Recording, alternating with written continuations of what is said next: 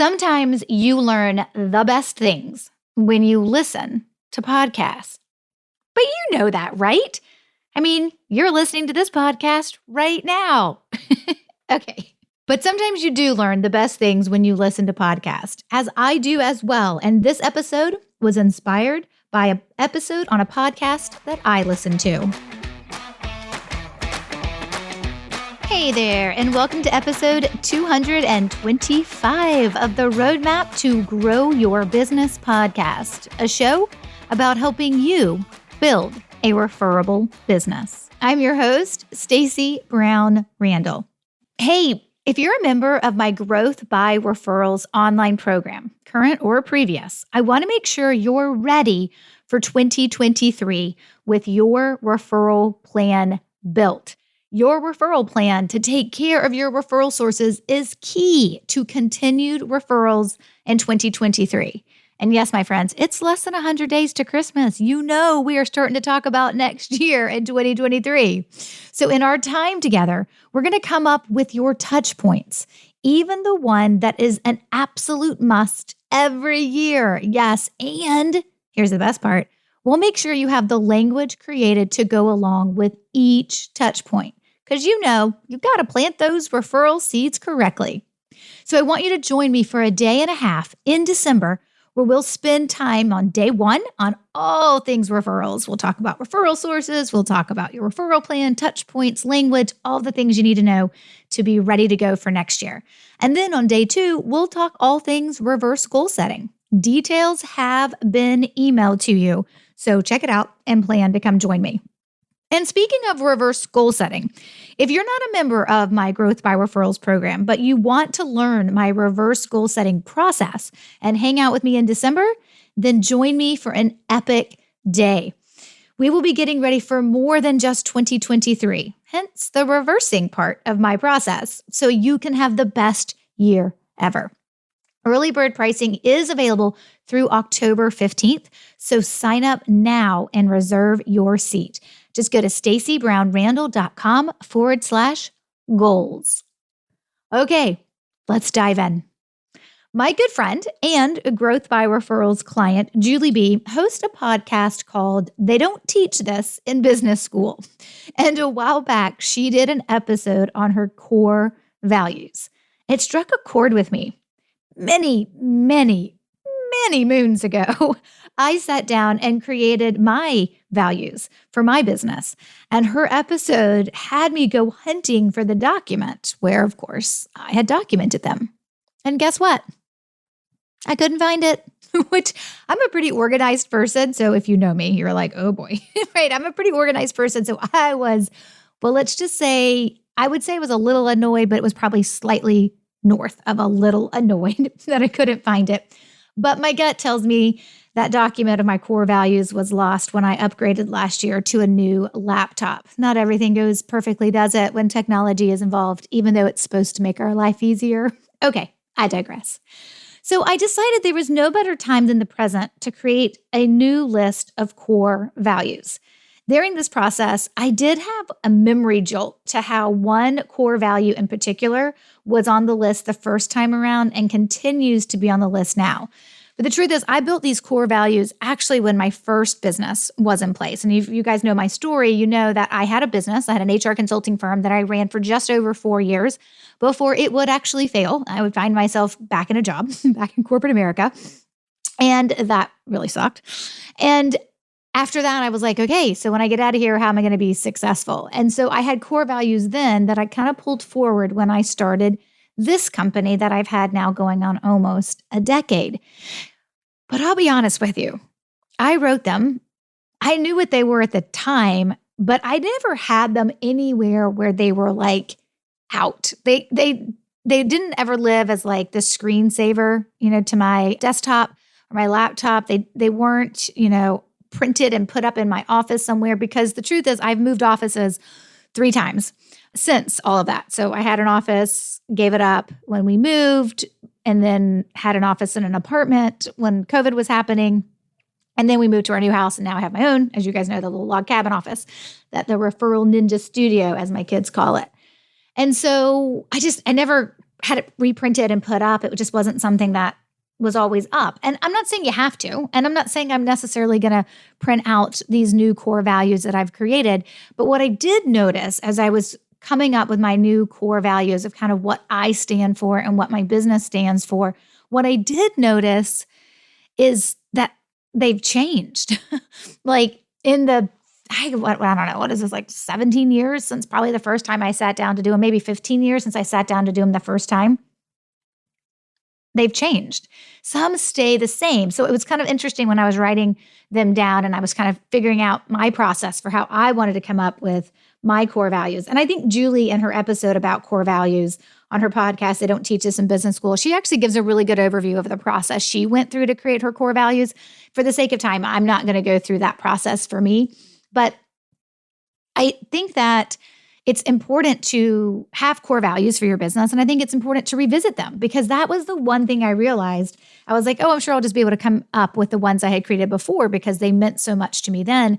And the truth was I didn't. I came up with some brand new ones, except for this one that kind of just stuck around and will probably always stick around. It's definitely a part of who I am. And so I'll talk about that when I get to it. So I would recommend, right, if you don't have an updated version of your core values for you and your business, I do think you should take some time to do this. It's maybe a great thing for you to tackle for fourth quarter, or maybe even if you have some time off over the holidays, though I'm not really a big proponent for you doing extra work on your holidays. But sometimes it's the only time we can make time for things like this that are so necessary, so important. But let's be honest, they do lack some sense of urgency. So making values aligned decisions, I think, makes it easier to make hard decisions. And that's why I really think having a version of your core values or an updated version of your core values, if you haven't actually done them in a while, I think when you have them, right, it helps you make really hard decisions. When you can look at a hard decision and you can say, are these aligned with is this decision that I'm going to make, whichever way I decide, right? Is this aligned with my values? And if you have core values, it makes it easier to do that. So I thought it would be helpful if I shared mine. Maybe this will jolt your thought process as listening to Julie's jolted mine, but maybe this will jolt your thought process on creating your own company core values. So I have 4. These are mine. Number 1, time is the gift, not the enemy. There are a few things sacred to me. Time with my family is at the top of the list. But if I'm being honest, it feels like there is never enough time for everything. So I work really hard to switch my thinking. That time is the gift, not the enemy. Not something to feel like I'm constantly losing or something that that is fleeting and that I constantly don't have enough of. I think constantly thinking, okay, I just said constantly like 14 times, I feel like in that one sentence, but I feel like when I'm always thinking there's never enough time, it makes time the enemy and the robbing of it, right? As the enemy and not the gift that it ultimately is. So it does mean for me, if I look at time as a gift and not as an enemy, right? Not as a thing that I'm losing, not as a thing that's been taken away from me, it does force me to get really clear and careful about how I spend my time. So I would say over the last number of years, I have made some very hard and uncomfortable decisions to protect my time. Not always hard and uncomfortable for me, sometimes hard and uncomfortable for the person on the receiving end of not getting the answer from me that they wanted. But I will make those hard and uncomfortable decisions to protect my time.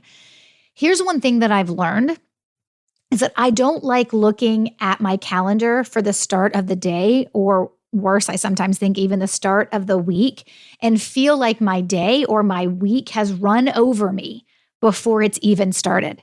When I look at a calendar that is jam-packed with meetings, calls, right, things that I have to do, and for me, it may look different. You may go to physical meetings and your day in and day out. I don't really go to physical meetings, but Lord, do I spend a lot of time staring at myself on Zoom.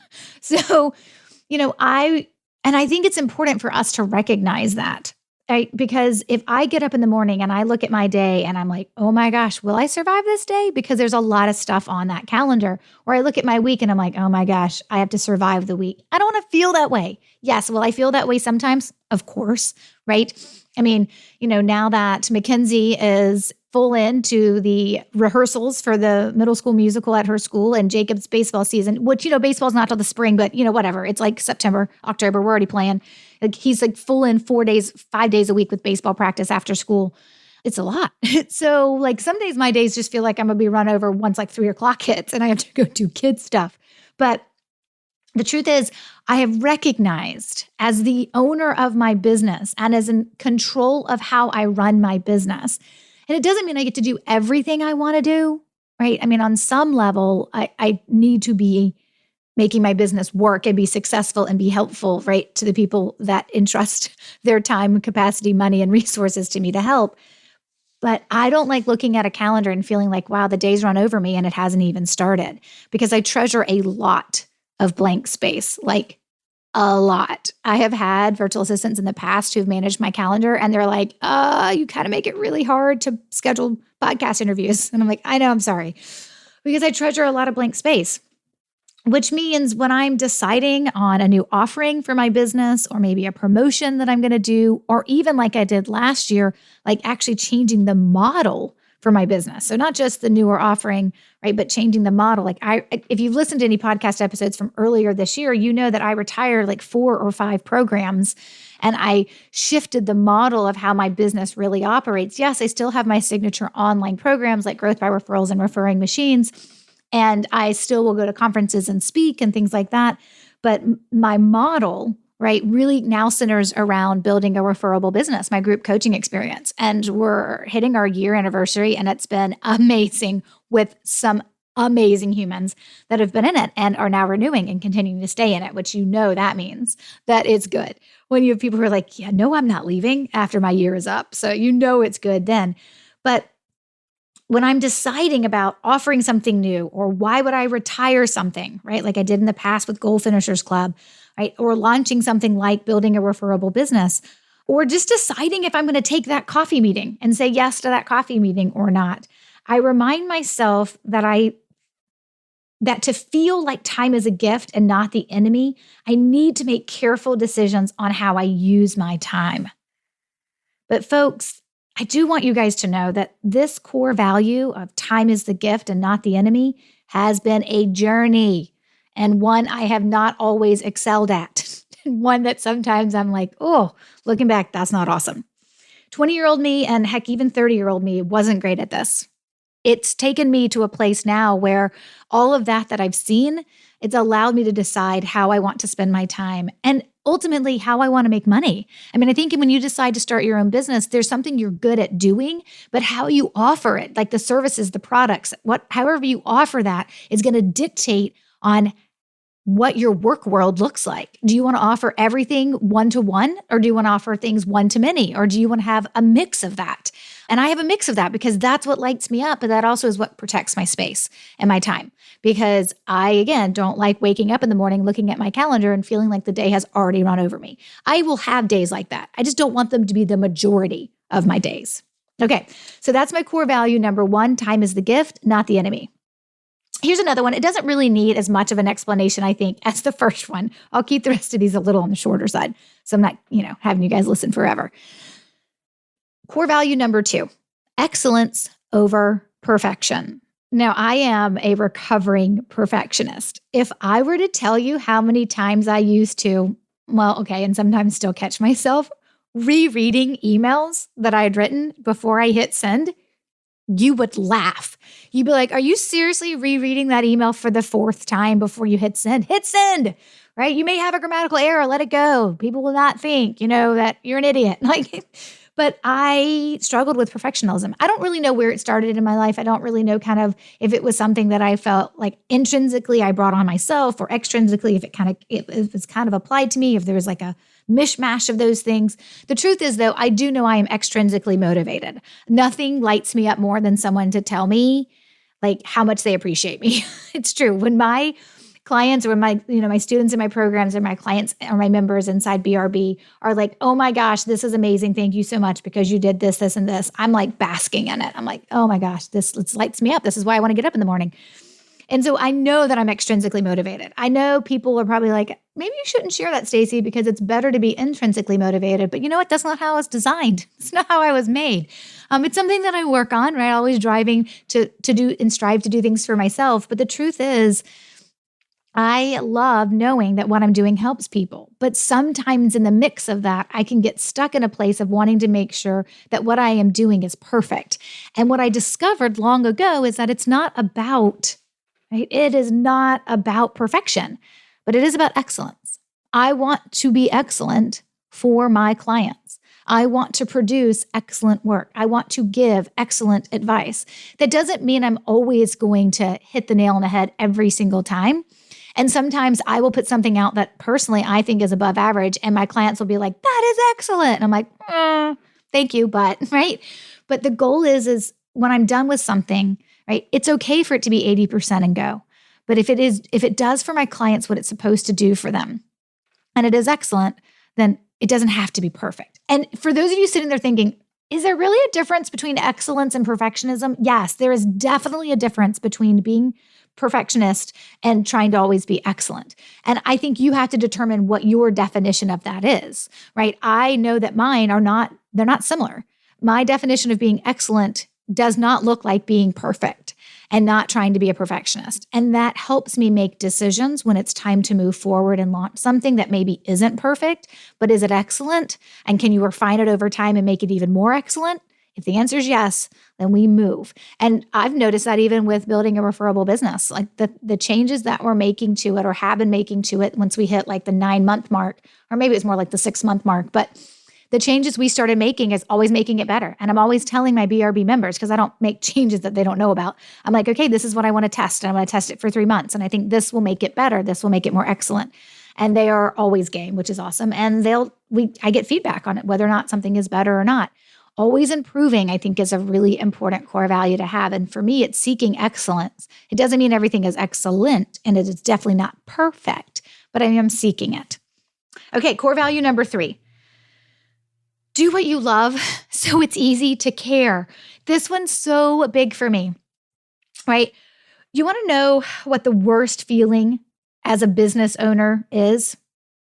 It's coming to terms with the fact that you never want to talk about your topic, your chosen area of expertise again. Now, let me say this real quick. This has never happened with referrals. I don't seem to tire of talking about referrals, which means because I found my jam. We don't always find our jam, right? I found my jam. But with my first business, that wasn't the case. My first business, I was an HR consultant, and I was focused in employee engagement and generational diversity. And I remember clearly standing on a stage in South Dakota, of all places, in between, 2 big snowstorms, praying that I would get out when I was supposed to. I did, thank goodness. But I remember standing on a stage in South Dakota, and I remember thinking to myself, because remember, I talked and taught on generational diversity. I remember standing on that stage in South Dakota, and I remember thinking to myself, I am so tired of talking about these millennials. So no disrespect to any of you millennials that are listeners to this podcast, but that I taught people how to consider the differences between the generations and why the generations are the way that they are, making overly gross generalizations about humans and putting them into boxes for the sake of people to understand them. And there was a lot of truth in it. But I just got to the point where I'm tired of talking about this whole other generation. So those of you thinking, wait, Stacey, aren't you a millennial? Oh, bless you. Bless you so much for thinking that I'm a millennial. I'm not. I am at the tail end of Gen X, though. And I hang tight to my Gen X. I love my Gen Xers. So I just got to a point where I was like, I don't want to talk about this anymore. I don't want to tell another company how to engage their employees when they won't make the changes they're supposed to make anyway. Right now, that's not always true. But sometimes that's how I felt. Right? Being brought into companies to help them with their employee engagement and generational diversity. And at the end of the day, the leaders really weren't going to change, but they wanted to make it look like they were. And I just tired of it. I tired of the topic, and I tired of kind of the business itself. Now, did that lead to that business's failure? No, but it certainly didn't help. There were some other key things that led to my business failure. But there was a moment when I was shutting it all down. And I thought to myself, I'm really thankful that I don't have to talk about generational diversity again. Like, I don't want to stand on stage and talk about this again. I don't want to write another article about this again. And there are people who do it and they've done it their whole lives and they're amazing at it.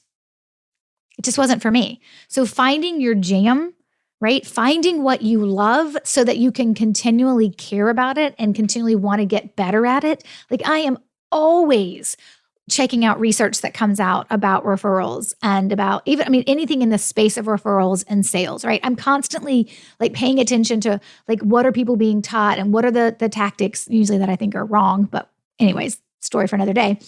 What is it about referrals that I can learn better? I'm always paying attention to the science behind it, right? I'm always doing my research. I love having conversations with people about this, whether it's in the Starbucks line or it is somewhere else, right? And I love answering my clients' questions, helping them to understand how to apply something that I teach. There is nothing that lights me up more because I love it. And so it makes it really easy to care. And because I love it and I love the people who trust me to allow me to work with them, to become my client, who trust me, let's be honest, not only with their business processes and procedures around referrals, but they trust me with their money. I don't work for free. And they trust me. And I care about them. And I care about what that means for them. And I want to give them everything I've got, which means on a daily basis, I have to do what I love, right? It's a good thing that I love what I do because it helps me care. It lights me up. I love it. And so I think that's really important. It's got to be a core value. Do what you love because it's the only way you'll be able to care about not only your business, your topic, and yourself, but the humans, the clients, the referral sources, the prospects, right? Those who work with you, those who one day will work with you, and those who send people to work with you. That is the easiest way to care about them, is because you're doing something that you ultimately love. Okay.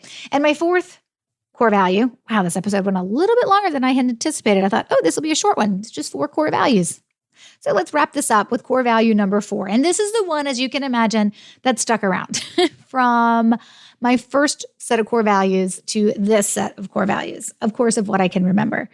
And my 4th core value is this: be a light.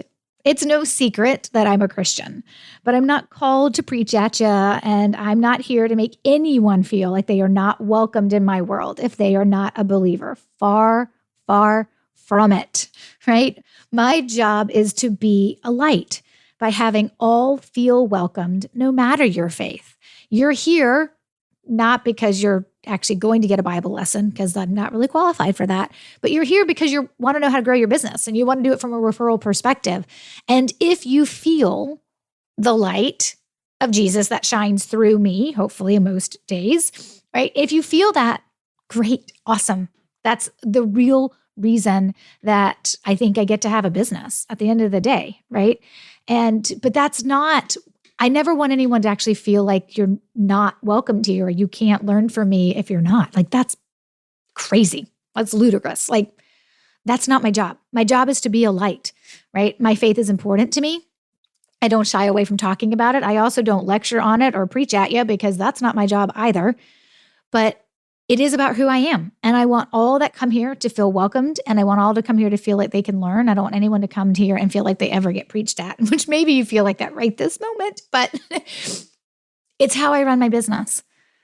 And when I make hard decisions or when I make decisions to do things, right? And when I decide to sit down and like pray about the different things that I have going on in my life, sometimes business, most of the time not, I know that that's a sustaining part of my life. And I know that I am where I am because of my faith and because of my relationship with God and me seeking him and me seeking Jesus. But that doesn't mean you have to.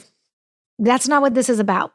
My job is to be a light, to shine a light and to let you know that when you come here, you will be welcomed and I will happily teach you. I mean, I can't teach everybody because I don't work in all industries, right? You guys know this. I'm pretty clear about where my methodology works and where it doesn't work. So I don't teach in all industries. That's not what I mean. But I mean, whoever shows up, whatever their faith. At the end of the day, what I'm asking of you is that you care about the people who take care of your business and you want to run a good business. If you got that, you are welcomed here. But I am called to be a light. And that is one of the things that I will continue to do. And it is one of my core values. I want everyone to feel welcomed. I want everyone to know that you can do this if you're willing to put in the work and you have the right mentality around what it looks like to generate referrals naturally. You just got to learn what to do and then do it. That's my job. That's what I'm here for. And in the process, I hope that I am a light. Okay, so those are my 4 core values. They are, again, time is the gift, not the enemy. Excellence over perfection. Do what you love so it's easy to care. Be a light. All right, if you want to check these out again, you can definitely check them out on our show notes page for this episode, which is stacybrownrandall.com/225. That's right, episode 225. It's kind of crazy, like crazy that we're at episode 225. But that is the show notes page. You can also on the show notes page, stacybrownrandall.com/225. You can also find the link to join me for my reverse goal setting process that we are hosting at the Refocus Retreat. Now, just as a reminder, the Refocus Retreat, if you are not a member of my Growth by Referrals program, and of course, my BRB members are attending both days for free because it's a bonus for those that joined. But for those that are a member of my Growth by Referrals program, you can actually come, right, for our full reverse goal setting day, but also tack on a half a day and we'll get you completely ready with your referral plan, right? So if you're a member of the Growth by Referrals program and you want to work with me live and in person on your 2023 referral plan, go check your inbox for details on the Refocus Retreat. You get a 2-for-1 special, right? The retreat for you guys is part all things referrals and part reverse goal setting. But if you're not a member of Growth by Referrals or BRB, but you still want to come hang with me in December in Charlotte and you want to learn my reverse goal setting process, because I would love to hang with you, then I want you to join me. Early bird pricing is available now through October 15th. So sign up and reserve your seat. And just an FYI, this is not my Refocus Retreat with that day where I'm teaching the reverse goal setting process.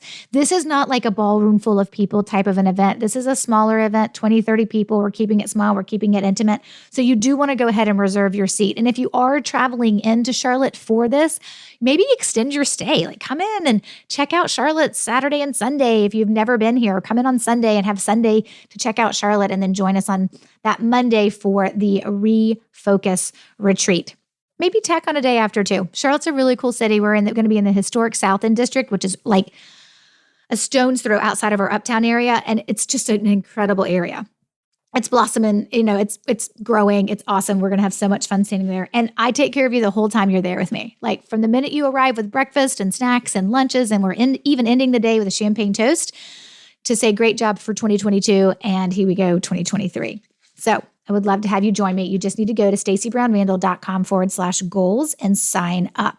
It'll be the best inexpensive ticket you buy all year long, I promise. Okay, so before I sign off, if you haven't left a rating or review of this podcast, would you please take a moment to leave one?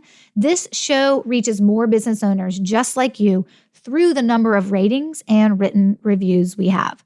Of course, I prefer 5-star ratings and 5-star written reviews, but write what you believe. Okay, thanks so much. Next week is episode 226. And let me just tell you right now, hang on for next week's episode. Yes, it is on referrals, but hang on because my sarcasm is in rare form. Until then, take control and grow your business. Bye for now. Thanks for listening to the Roadmap to Grow Your Business podcast. To access all resources and links mentioned in today's show and to connect with Stacy, head over to www.stacybrownrandall.com.